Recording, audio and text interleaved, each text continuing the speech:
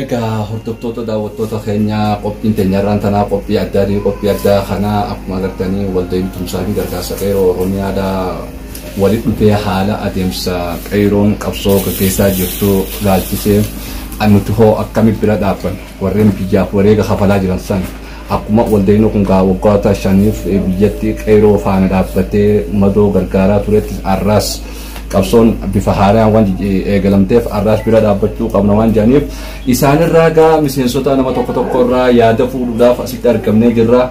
Egaa asitti kan cinatti argamu miseensa waldaa tumsaa fi gargaarsa qeeroo Oromiyaa kan ta'an obbo Hamzaa Xahaa waliin turtii kan goonu taana meegaa gama isa kinsideef Hamzaa Xahaa eessatti akka dhalatee gahee hojii keetii waldaa tumsaa fi gargaarsa qeeroo Oromiyaa keessatti maal? Kennetti dhalate maqaa Bidirudhaa qabalee takka maqaan qiyyaas Hamzaa Xahaatti gaheen qiyyaas waldaa tumsaa fi gargaarsa qeeroo Oromiyaa keessatti abbaa diinagdeeti. Abbaa diinagdeeti jechuudha gaheen kee. Arraa mee maaliif asii walitti dhuftan? Wanti asitti walitti qabsoon bifa haaraa waan eegalamtee jirtu jecha qabsootan akkamitti gartee obboleeyyan keenyaa fi uummaan Oromoo kan biyya keessaa miidhamaa jiru kana gartee akkamitti bira dhaabbannee humna taanee fi waan dandeenyuun gartee isaan gargaara jennee marii biraa jiru duraanis waggaa jaaf bira dhaabbachuu akkuma turre sanitti ammas bifa haaraan qabsoo waan eegalamte qabsoo teenya sana haariyoon sinee akkasitti bifa haaraan qeeroo Oromiyaa keessa jirtu hunda bira dhaabbachuun warra madaawee fi gartee warra gartee biyyarraa gaara keessa jiruu fi kana hundaa'u obboleeyyan keenya kan madaawee cufa kiniinallee binnuuf waan dandeenyu walitti dhufne akkaataa gartee obboleeyyan keenya bira dhaabbannu jennee akkasitti har'aan tana marii haariyoon gartee ammaan tana misoomsee waldaa tumsaa fi gargaarsa qeeroo wal mari'achuudhaaf akkasitti as walitti dhufnee wal geenye jirra jechuudha. Egaa waldeenyi keessumaafuu madoo warreen qabsoorra miidhamee waggoota 5 ol biyya keessatti gargaaraa ture. Akkasumatti maallaqa jumlaadhaan dhuunfaadhaattis qeeroo gargaaruuf warreen gartee madoo keessumaafuu irra fuulleeffatee jechuudha. Waldeenyi keessan siyaasarraas walabaa namoota siyaasaatis hin balaaleffatu dhaaba Oromootti tokkollee tokkomillee dhaaba siyaasaatiin hin hoggolamu akkaan dhageetti akkasuma miti. Akkasuma dhaaba siyaasaa tokkollee hin balaaleffannu nuti dhaaba siyaasaa takkallee gartee hin balaaleffannu dhaaba siyaasaa tokkomillee hin hoggolamu qaama danda'ee gartee uummata Oromoo hunda gartee hirmaasisee qeeroo Oromiyaa jirtu hunda bira dhaabbachuudhaaf qophiisa. Uummanni Oromoo bal'aan magaalaa sanaa jiru guutuutti kana sani osoo hin jenne nutti hirmaatee akka waan kana nuti geggeessu asumaanillee waamicha godha. Obboleeyyan keenya warreen magaalaa sanaa as waliin jiran gama waldaa kanaa dhufanii dirqama Oromummaa bahuu qaban keessumaafuu namni biyya alaa jiru biyya keessa hin jirre guyyaan baaneeti. Namoota qabsoorra miidhame san gargaaruu gaheen tokkoffaan lammaffaa ammoo akkasumas sagalee ta'uudhaaf bungaa namuu hunda keenya laallata irraa qabsoon manatti seentee jirti. Kanaafuu gaa akkuma dhageessanii miseensi waldaa tumsaa fi gargaarsa qeeroo Oromiyaa turtii gabaabaa waliin goona keessatti obboleeyyan keenya kan magaalaa sanaa keessa jiran nutti dhufanii waliin obboleeyyan keenya kan biyyaaf wareega kannaa jiran san cina akka dhaabbannu je'eetii gaa dhaamsa dabartee jira. Asumaanis gaa Hamzaa Xahaa dhumarratti mee yoo dhaamsa qabaatte? Dhaamsa qeeroo biyyaatiif hin qaba. Wannan qeeroo biyyaatiif qabu gamtaadhaan gartee tokko taate akka waliin qoqqoonne akka dhaaba jala deemanii gartee addaan facaane tokkummaa isaanii ganama duraatiin qabsaa'an sanitti akka waliin qabsaa'anii waliin dhaabbatanii kutaa 11 keessattuu gartee bifa takkaan gartee qabsoo isaanii gaggeeffatan nuti illee waan dandeenyu isaan bira jirraa jettaan jechuudha. Hayyeegaa obbo Hamzaa Xahaa asumaanis gaggeessaa guddaa galatoomi isin jira. Assalaamu alaikum warahmatullahi wabarakatuh jecha ammas walitti deebinee jirra. Keessumaa addaa qabeetiin dhufee jira. Keessumaan kiyyaas kaarruu afran qallooti. Kaarruu afran qalloo eessatti akka dhalatee gaheen hojii isaa maal keessa ammaan tana dhaabbata kam keessa saba isaatiif hojjechaa jira. Asumaan kaakaa isarraa dhageenyu ta'a amma gama kaarruu irratti si dabarsa. Bismillahirrahmanirrahim. Ani akkuma gartee maqaa kiyya ibsinetti kaarruu afran qallootiin jedhama. Bakkeen dhaloota kiyyaatis Haraggee dhiyaa naannoo Hirnaati jechuudha bakkeen itti dhaladhe kana jechuudha. maali geenu jiifeetii asitti kanarra argamteef waldaa tumsaa fi gargaarsa qeeroo oromiyaa keessatti ani manguddoodha jechuudha. koree manguddoodhaati jechuudha. Koree manguddooti. Ayyee. Koree manguddootiin ture jechuudha. Maaliif irraa wanni asitti argamteef yaadni ati gumaachuu barbaaddu? Wanni asitti argamneef akkuma gartee qabsoon gartee lammaffaadhaan maas haaromtee bifa haarayaan gartee jalqabamtee jirtuuf qabsoo tanarratti gumaacha nutis gumaacha gahee keenya bahuudhaaf bakka kanatti walitti qabamnee argamne jechuudha. Egaa akkaan odeeffannoo qabnuttis walumaan hirmaannuttis dhiyeenya kana hiriira guddaa magaalaa sanaa irrattis argamtanii turtan keessumaafuu ajjechaa artist Hacaaluu Hundeessaa irrattis argamtanii sagalee taatanii jirtan. Arrahoo saniin addaa qophiin teessan? Qophiin teenya wanni saniin adda godhu arra wanni asitti argamneef akkamitti ijoollee gartee biyya dhumaa jirtu kan madooyte kan gartee sagalee dhabaan mana hakimaa keessatti yaani qinqamuu jirtu kana akkamitti gargaarraa akkamitti cinaa dhaabbannaa jechuuf bakka kanatti walitti qabamne. Mee akka dhaabbata keessan waldaa tumsaa fi gargaarsa qeeroo Oromiyaatti ilma abbaa gadaa 4 kiiloo seenee jee hawaasni hanga tokko gammadee lafa dhiitaa ture. Arramaan tana keessumaafuu eegaa gartee artist Hacaaluu Hundeessaa ajjeefamuu isaatiin boodatti ajjechaan hammaataa jiru guyyaa guyyaadhaan. Keessumaafuu warri ammaan tan ajjechaa kana raawwataa jiru humna poolisii addaa Oromiyaa tan jedhanii amma leenjisan.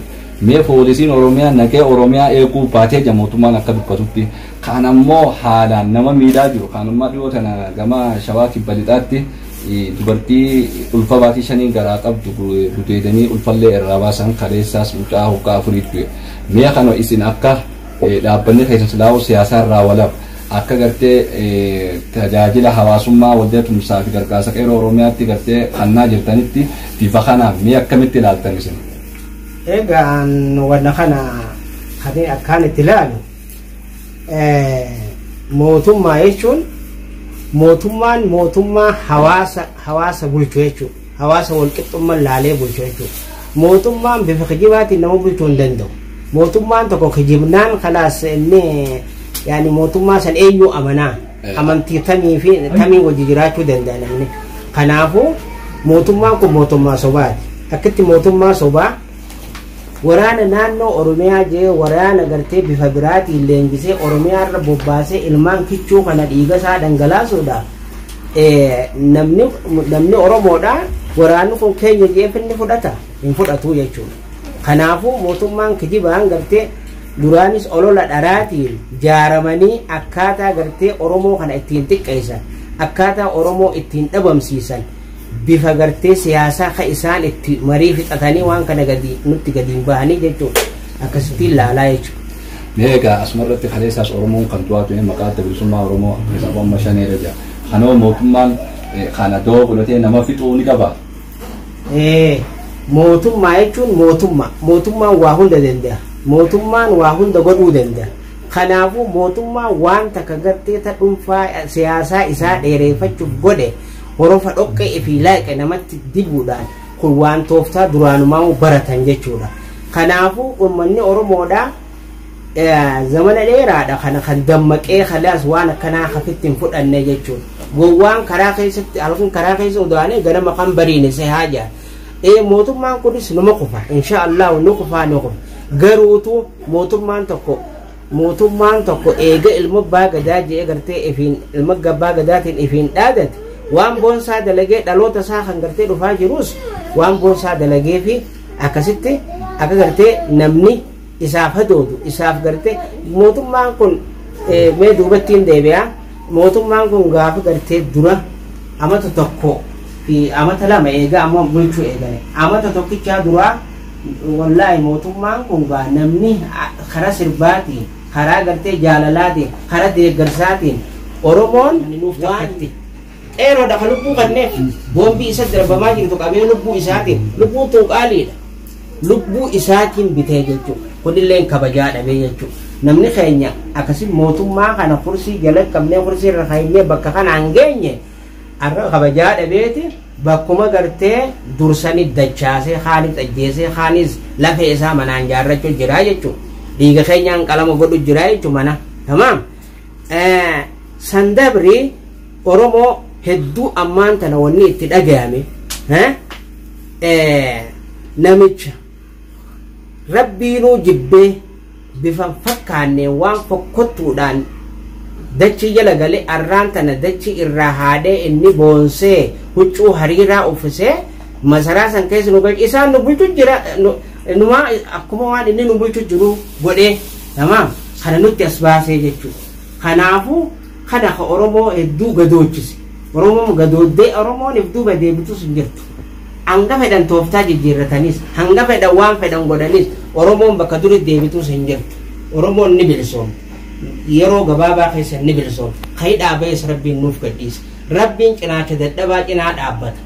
Arra isaan qawwee harkaa qabnaa jedhanii ijoollee qawwee harkaa hin qabne harka qullaa jiru.